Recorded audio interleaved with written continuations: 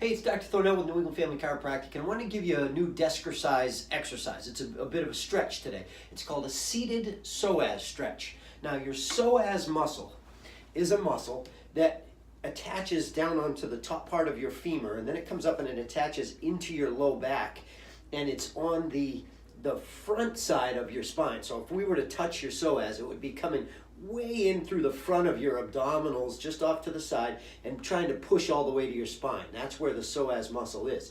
And when we sit, we shorten that psoas muscle. And part of the problem with all of the sitting that happens today is over time, that muscle anatomically, physiologically shortens.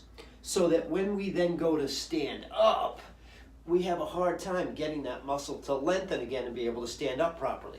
Over time, it forces us to lose the forward curve in our lower back, and we get into poor posture. We start to have lower back issues.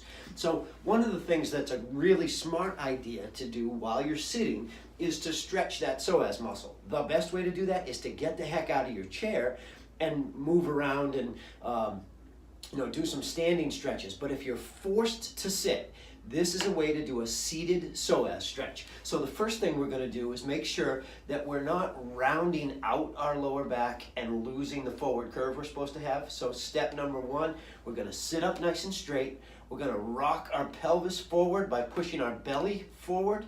Already we'll feel a little bit of that pull in through the abdominal cavity here from your rib cage down.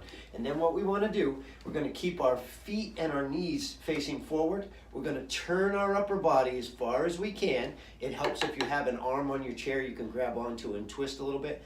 Going to take the opposite arm. So if I'm twisting to the left, I'm going to take my right arm, and very importantly, I'm going to take my head, turn as far as I can, try to look on the ground behind your chair, and reach your arm up and over as we arch your belly forward.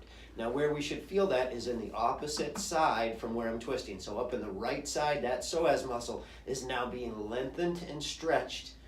I'm going to hold that for a 3 count. As I exhale each breath, I want to try to stretch a little further. So 3 breaths. Relax. We're going to turn the other way. Arm comes up. We try to look at the floor behind the chair. 3 breaths.